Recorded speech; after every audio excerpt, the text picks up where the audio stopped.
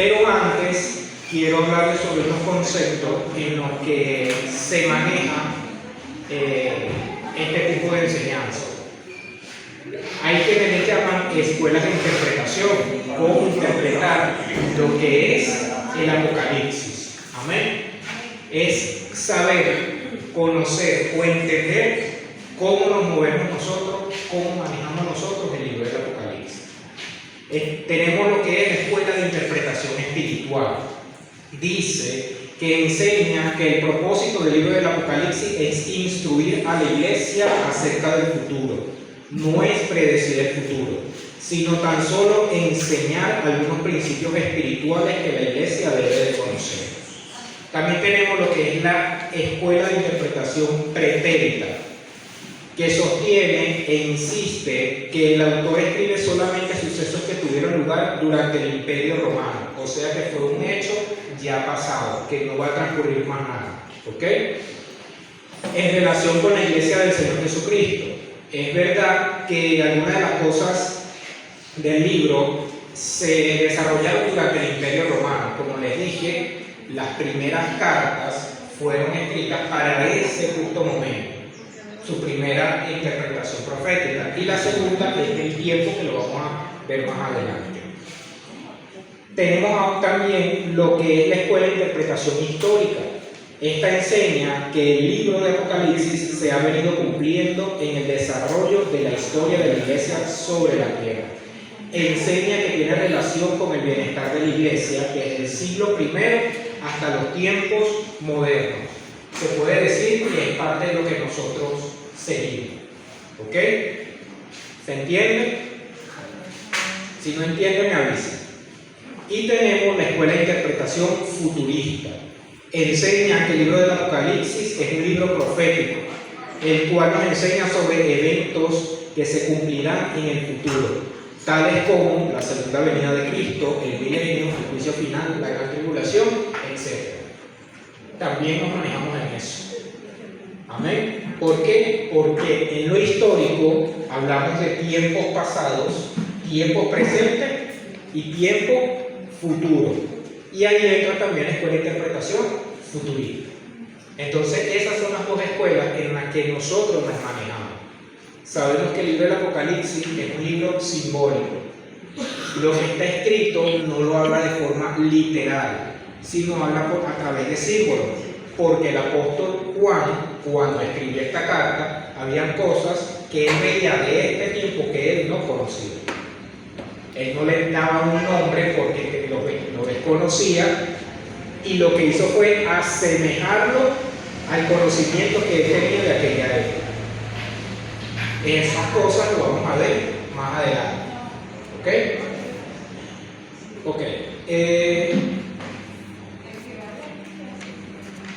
Según el libro del Apocalipsis, fue escrito, como lo dije hace un momento, por el apóstol Juan.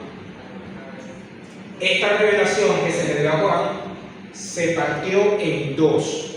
La primera, una revelación física. Al escribir las primeras 7 cartas, él lo hizo de manera física, a través de lo que el Espíritu Santo le iba mostrando en ese momento.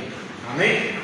Y su segunda su segunda revelación fue una revelación espiritual. ¿Cómo así? El Señor levanta el espíritu de Juan, lo lleva ante su presencia y le muestra primero todo lo que hay en el cielo. Luego que le muestra todo lo que está en el cielo, le empieza a revelar lo que iba a pasar en este tiempo.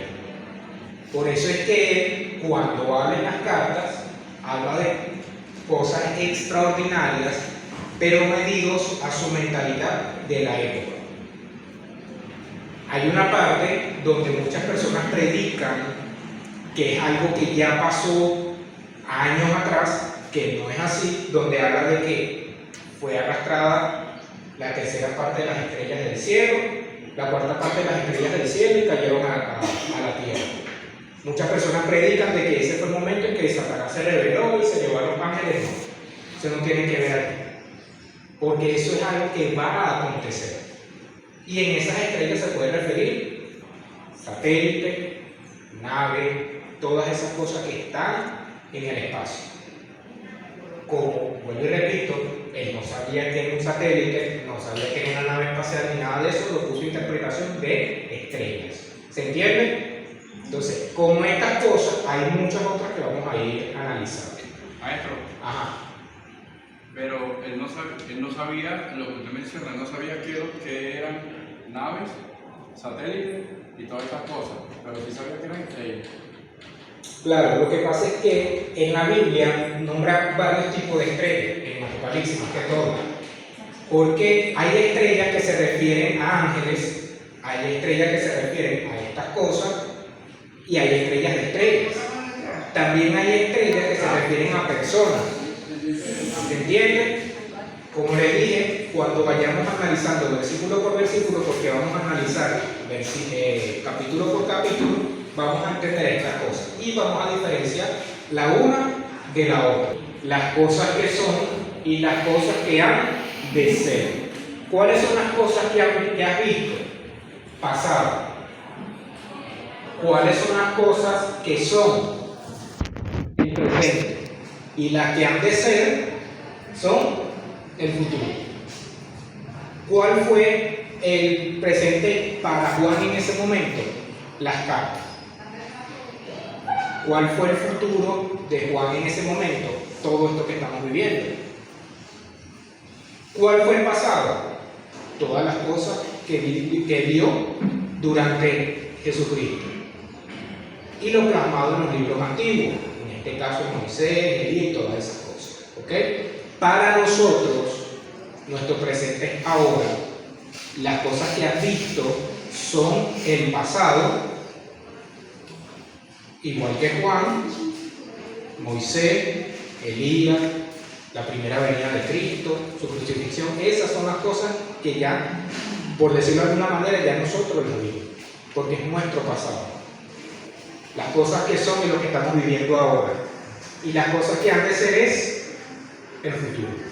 Lo que viene, por decirlo de alguna manera, a partir de mañana.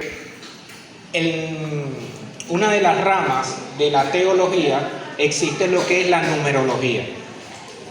Muchas veces la numerología la refieren a las cuestiones de lecturas de cartas, lectura del tarot, la lectura de todas estas cosas que son prácticas de adivinación. Pero en la Biblia también existe lo que es la numerología. ¿Qué es la numerología? Es la ciencia que estudia el significado de los números. Amén. ¿Por qué la Biblia estudia la numerología? Porque los números que a veces habla la Biblia tienen un significado. El 1 significa una cosa, el 2 significa otra, el 3 significa otra y así. Ahorita vamos a definir algunos para poder entender el significado de esos números que van a aparecer en el libro del Apocalipsis. ¿Ok? El número 1 representa lo que es la unidad, lo que es único, como Dios siendo uno. El número 2 significa compañerismo. En tiempos cuando el hombre vivía continuamente expuestos a peligro, la presencia de un amigo o simplemente otra persona era muy importante. El número 3 puede considerarse como un número divino. En tiempos remotos era símbolo de la familia, en donde el hombre hallaba lo más sublime de la vida. El número 4 tiene que ver con la creación, es sinónimo de la creación. Hay en Apocalipsis 4 criaturas vivientes representadas por la naturaleza y toda la creación. También vamos a encontrar 4 ángeles a los 4 extremos de la tierra controlando los vientos. También vamos a encontrar 4 ángeles que esperan en el río Éufrates, el momento terrible de la masacre de la tierra. Y también vamos a encontrar 4 jinetes del Apocalipsis que representan las fuerzas que mueven la historia. El número 5 no tiene ningún simbolismo, pero se puede hablar de que es un número exacto, un número completo. No es 10, es 5. ¿Por qué? Porque si nosotros nos vamos a poner como ejemplo los dedos de las manos, ¿tenemos cuánto? En cada mano nosotros tenemos, normalmente, porque hay gente que a veces o le falta uno o le sobra uno, tenemos 5 dedos. Habíamos dicho en clases anteriores de que nosotros estamos representados por 5 sentidos. ¿Cuáles son? Ajá, ajá, ajá. Ahí hay 5 sentidos, ¿verdad? La Biblia me habla a mí de 5 ministerios. ¿Cuáles son?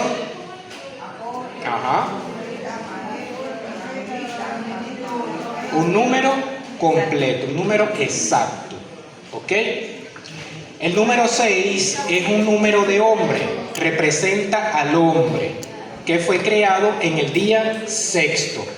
Una de las referencias a la que Jesucristo habla proféticamente, también lo dice Jehová, algunos de los profetas que lo dejaron establecido, es que en el tiempo final, cuando aparezca la bestia, la vamos a diferenciar porque va a tener una marca. Y esa marca dice que tendrá por nombre un número de hombre. Y dice que es 600, ¿qué? Ahí él refleja de que si el 6 es un número de hombre, te quiere decir que la bestia no va a ser una bestia literal, sino va a ser un hombre, una persona. ¿Se entiende? Lo dice varias veces. El número 7 es un símbolo de perfección.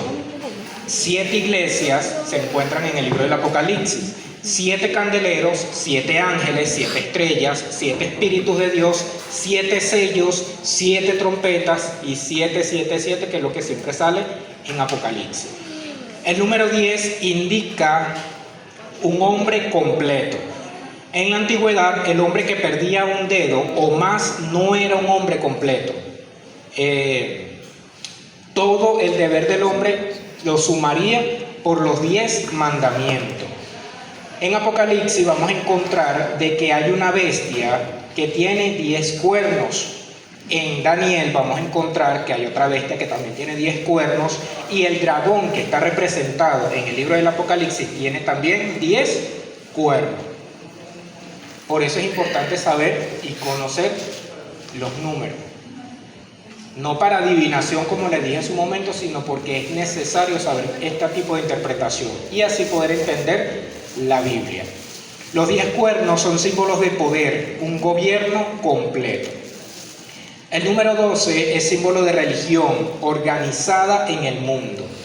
El 4, que representa el mundo, multiplicado por el 3, que representa lo divino, da un total de 12. ¿Qué quiere decir esto? La religión.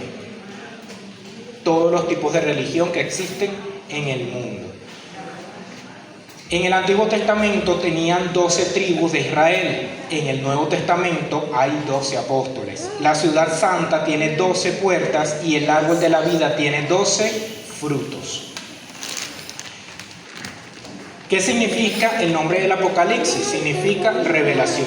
¿Qué es revelación? Mostrar aquello que está oculto. Amén. ¿Qué significa Apocalipsis? ¿Y qué es revelación? La semana que viene le voy a preguntar lo mío, a ver si me van a contestar.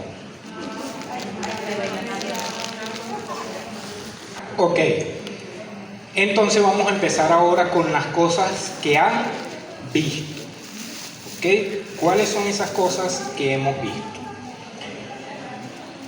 Las cosas que Juan vio en visión con Cristo, quien le mostró algunas cosas referentes a su persona como Dios y Señor de la iglesia. Algo que vamos a empezar a tener en cuenta a partir de este momento, hasta que terminemos con las 7 cartas, es cómo, escuchen bien, cómo Dios se muestra en cada carta. ¿Cuál fue el saludo que usó Juan en cada carta? ¿Cómo describe al Señor? Porque como ustedes saben, porque ustedes leyeron antes de venir para acá los 3 capítulos, como se les dijo la semana pasada, se dieron cuenta de que describe el Señor de distinta manera en cada carta. ¿Ok? Se dieron cuenta de eso, ¿verdad? Me quedé solo. Ok. ¿Qué significa la palabra de Cristo en Apocalipsis 1:11. Vamos a empezar a leer Apocalipsis y necesito que ustedes me ayuden con la lectura. Apocalipsis 1:1. Vamos a empezar desde allí.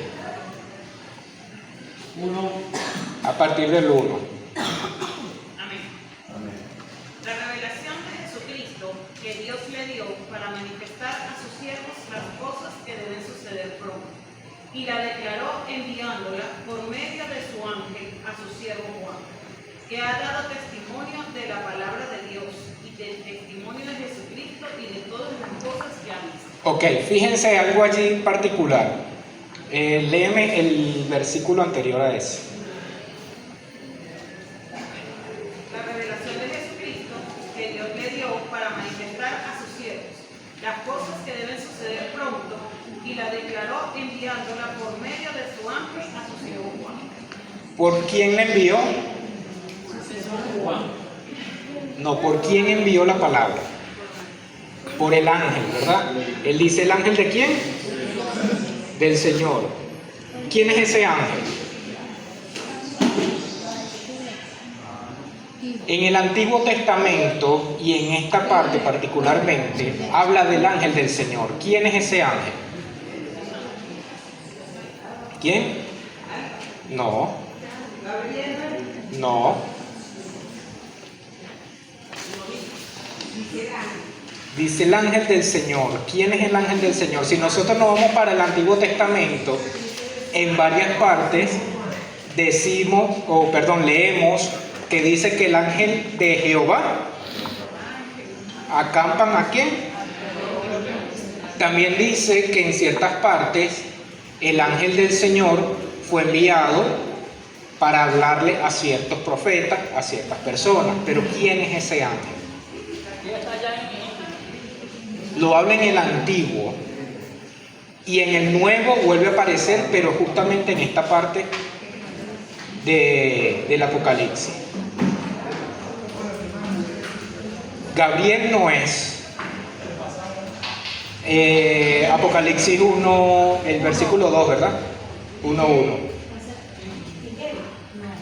Ni Rafael, ni Josué, ninguno de esos ángeles.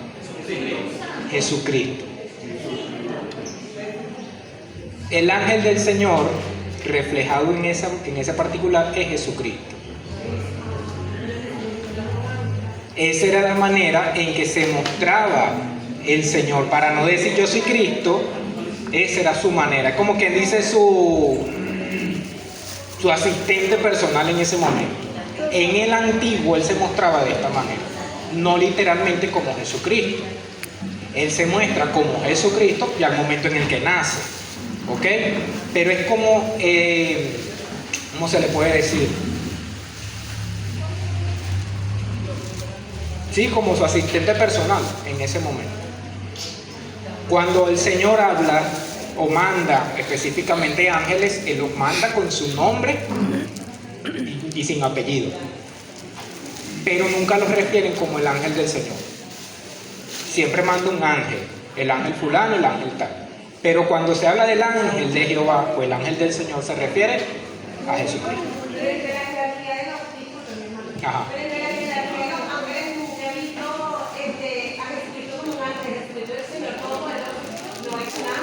Claro, vuelvo y repito. Jesucristo se muestra en este particular como un ángel porque en el Antiguo todavía Él no podía aparecer siendo Jesucristo. Él se muestra como Jesús, como el Hijo de Dios, en el momento en que nace. Se podría decir que esta es una manera de ocultar su nombre, ocultar su identidad. Porque cuando se habla de los demás ángeles en el resto de la Biblia, incluso en Ezequiel, que es donde nombra más que todo a Miguel, y en Daniel, que también nombra a Miguel y nombra a Gabriel, nunca lo refieren como el ángel del Señor o el ángel de Jehová, sino como un ángel o un siervo de Dios. ¿Ok? Pero eso no aparece en la evidencia del ángel del Señor. Vuelvo y digo, Pero uno se no se sobreentiende, porque sobreentender algo es inventar algo como quien dice a lo loco, y no es la idea. ¿Ok? Sigue leyendo el versículo. Ajá. Bienaventurado el que lee y los que oyen las palabras de esta profecía y guardan las cosas que en ella escritas, porque el tiempo está cerca. Ok. ¿Sí? Juan, a las 7 iglesias que están en Asia, gracia y paz a vosotros, del que es y el que era y el que ha de venir, y de los 7 espíritus que están delante de su trono. Ok. Vamos a retroceder ese versículo y presten atención cómo Juan, o como el ángel, le dice a Juan cómo es el Señor, la descripción de él. Amén. Otra vez. Juan, a las 7 iglesias que están en Asia, gracia y paz a vosotros, del que es y el que era y el que ha de venir, y de los 7 espíritus que están delante de su trono. Y de Jesucristo, el testigo fiel, el primogénito de los muertos, y el soberano de los reyes de la tierra, al que nos amó y nos lavó de nuestros pecados con su sangre, y nos hizo reyes y sacerdotes para Dios su Padre, el que sea, para Dios su Padre, a él sea la gloria, el imperio por los siglos de los siglos. Amén. He aquí que viene con las nubes, y todo ojo le verá, y los que traspasaron y todos los linajes de la tierra harán lamentación por él. Sí, amén. Yo soy el alfa y la omega, principio y fin, dice el Señor, el que es y el que ha de venir, el Todopoderoso. Fíjense que, ahorita lo continúo leyendo hasta el 11. Fíjense que ahí se refleja o da la respuesta a las preguntas de ahorita. ¿Cómo sabemos si ese ángel del Señor es Jesús? Si leemos los primeros textos, dice que Jehová mandó al ángel del Señor a hablarle ¿a quién? ¿Y quién está hablando ahí? ¿Quién dice que es el alfa y el omega? Ahí él está dando su respuesta de que él es el ángel del Señor. Ahí mismo está la respuesta. Amén. ¿Pero por qué, maestro? ¿Por qué está la respuesta ahí? Porque Dios lo vio así. Porque cuando Jehová manda al ángel del Señor a hablarle a Juan sobre estas cosas, quien empieza a hablar es el ángel del Señor describiéndose a sí mismo. Si leemos justamente el 8 que dice, yo soy el alfa y la omega, principio y fin, dice el Señor, el que es, el que era y el que ha de venir, el Todopoderoso. Ya a partir del 9, que leyó ahorita Marianita, empieza a hablar propio Juan. 9, 10 y 11. Yo, Juan, vuestro hermano y copartícipe vuestro en la tribulación, en el reino y en la paciencia de Jesucristo, que estaba en la isla llamada Patmos, por causa de la palabra de Dios y el testimonio de Jesucristo. Yo estaba en el Espíritu el día del Señor, y oí detrás de mí una gran voz como de trompeta, que decía, yo soy el alfa y la omega, el primero y el último. Escribe en un libro lo que ves, y envíalo a las 7 iglesias que están en Asia, Éfeso, Esmirna, Pérgamo, Tiatira, Sardis, Filadelfia y Laodicea. Ahí el Señor le empieza a dar unas directrices a Juan. Estas directrices van como una referencia a lo que hizo con Daniel. Después que Daniel ayunó por 21 días, se le aparece el ángel y le empieza a dar directrices de lo que va a pasar con Israel. Amén. En los tiempos futuros, o sea, a partir de estos tiempos. Con Juan pasa algo similar. Juan está en la isla de Patmos. En ese momento él se encontraba orando, se encontraba ayunando, y el Señor se le revela directamente a Juan y le empieza a dar directrices primero en la tierra para enviar ciertas cartas. Amén. La primera de las cartas que él envía se encuentra en Éfeso, ¿cierto? Esta es una de las primeras cartas que vamos a empezar a escudriñar, pero vamos a dilucidar un poco en cuanto a los versículos que acabamos de leer. Ok, ¿qué es Cristo según Apocalipsis 1:4? Léame el 4. Juan, a las 7 iglesias que están en Asia. Gracias y paz a vosotros, del que es, y el que era, y el que ha de venir, y de los 7 espíritus que están delante de su trono. El que es, el que era y el que ha de venir. O sea, está hablando de que Él es un mismo ser, en el pasado, en el presente y en el futuro. Es el mismo Dios siempre, ¿ok? El versículo 5 dice que Él es el testigo fiel. ¿Testigo de qué? Jesucristo es testigo de qué.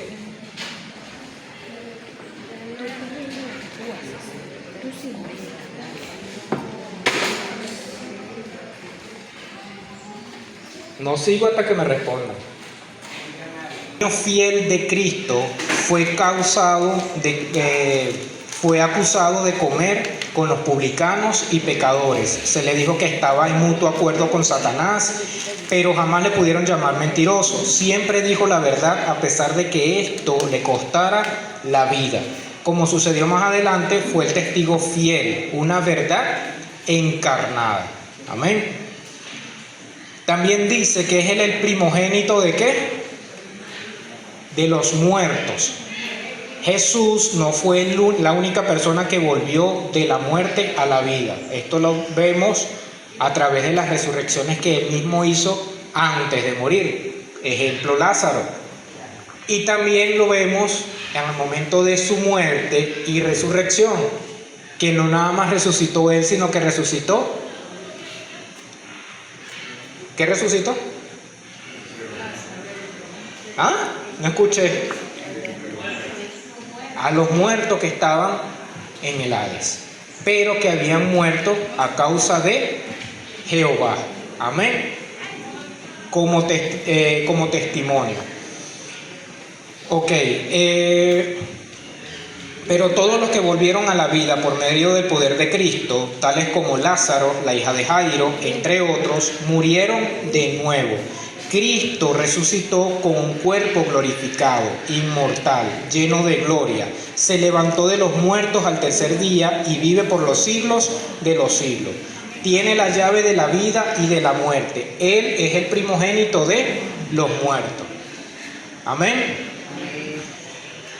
También dice en el versículo 5 que Él es el soberano de los reyes. Jesucristo es el Señor de los señores y Rey de reyes. Y por lo tanto, dice Filipenses 2, 9 al 11, que toda rodilla se doblará. Amén. Ok.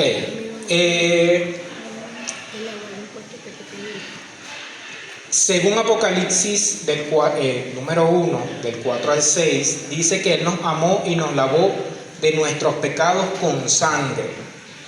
Dice que nos hizo reyes y sacerdotes para Dios Padre, según el versículo 6. También dice el 7, que viene en las nubes. Uno de los acontecimientos más gloriosos descritos en la Biblia es la segunda venida de Cristo. En su gran discurso, el Señor en el Monte de los Olivos profetizó acerca de este acontecimiento y dijo: y entonces aparecerá la señal del Hijo del Hombre en el cielo. Entonces se lamentarán todas las tribus de la tierra y verán al Hijo del Hombre viniendo sobre las nubes del cielo con poder y gloria. Mateo 24:30. También dice ese mismo verso que todo ojo le verá. Hace más de 1900 y tantos años que el pueblo judío clamaba ante Pilato: la sangre sea sobre nosotros y sea sobre nuestros hijos, según Mateo 27:25. Y aunque fueron las manos de Roma las que empuñaron el martillo y la lanza, fue la voluntad de los judíos que hizo pasar los clavos por las manos y los pies de Jesús, la espada por su costado. Este mismo pueblo, que fue testigo de todas las torturas que le hicieron a Cristo, será testigo del advenimiento del Señor. Ellos le verán cuando Él descienda en las nubes a esta tierra. Y lo que traspasaron, esto se refiere a los judíos. Cuando la palabra dice que quienes les traspasaron le verán, se refiere a toda la descendencia de los judíos. Porque aunque ellos directamente no lo crucificaron, sino fueron los romanos lo hicieron por voluntad ¿de quién? De los judíos. Porque ellos fueron los que pidieron la crucifixión de Cristo.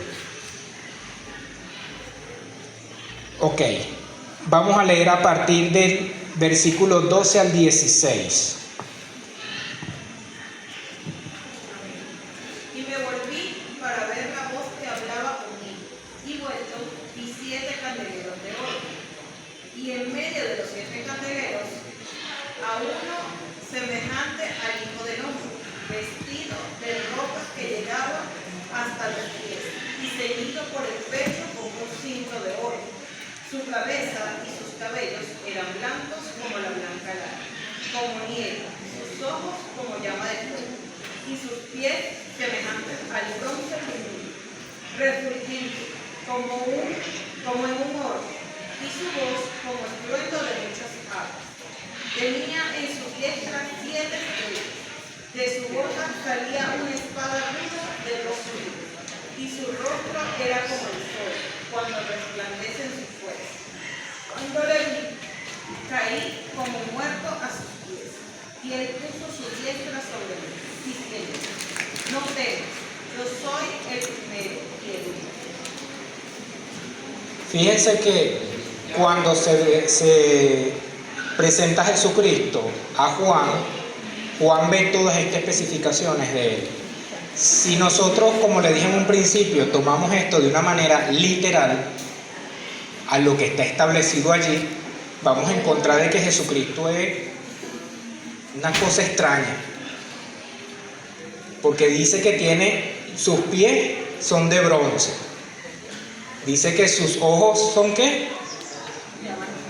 Llamas de fuego, que sus cabellos son blancos como la lana, que su piel es esto, vamos a encontrar algo inexplicable.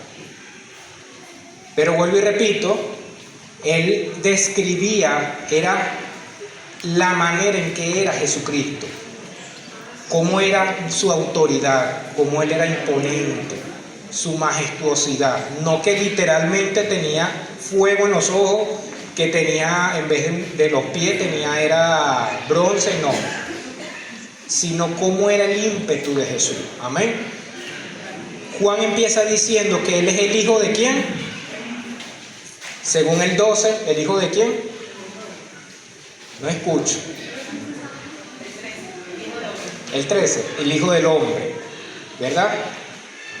El poder de su resurrección y la gloria de su deidad no han borrado la humanidad en Cristo.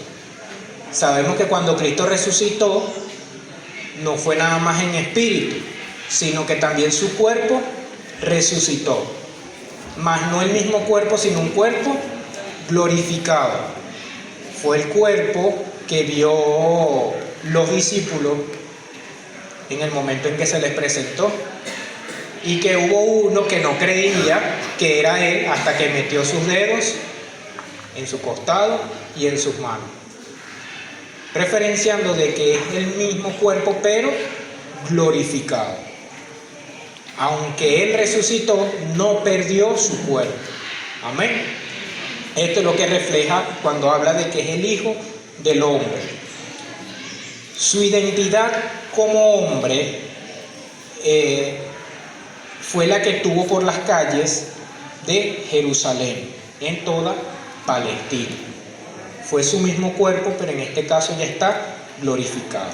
También dice que su ropa muy larga, que llegaba hasta los pies. En la visión que tiene Juan, con Cristo, lo ve vestido como vestían los reyes y sacerdotes. Así aparece Cristo en la visión de Juan en la isla de Patmos, nuestro rey, nuestro profeta, nuestro sacerdote eterno. Se presenta a Jesucristo con una túnica, una vestidura que le llegaba hasta los pies. Si nosotros no vamos al tabernáculo, no vamos al Éxodo, a Deuteronomio, cuando habla de cómo tenía que estar especificado la vestimenta de los sacerdotes, decía que su túnica tenía que llegar ¿hasta dónde? Hasta los pies. Amén. De esta misma manera se presenta Jesús con la vestimenta, siendo él un sacerdote. De esta misma manera vestían los reyes, vestían todas aquellas personas que eran autoridad en la tierra. Así se presentó Jesucristo. Por último, y lo demás lo terminamos la próxima semana, tenemos lo que es un cinto de oro en el pecho. Esto tiene un significado muy importante, puesto que solamente los reyes usaban un cinto de oro. Este cinto nos habla de la realeza de nuestro Señor. Él es el Rey de Reyes y el Señor de Señores. Amén. Esa parte sí se entendió. Un cinto que nada más usaba la realeza. Un cinto que tenía él por su vestimenta. ¿Ok? La próxima semana terminamos de dilucidar sobre los siguientes versículos. Pero es bueno que lean en sus casas. ¿Ok? Empezamos hoy con el capítulo 1 del libro del Apocalipsis. Y vamos por el versículo 14. Vamos a estar semana tras semana sobre esto. 17. No, pero para seguir desarrollando quedamos con el versículo 14. Sus cabellos eran blancos como la nieve. ¿Ok? Vamos a ponernos de pie para dar gracias.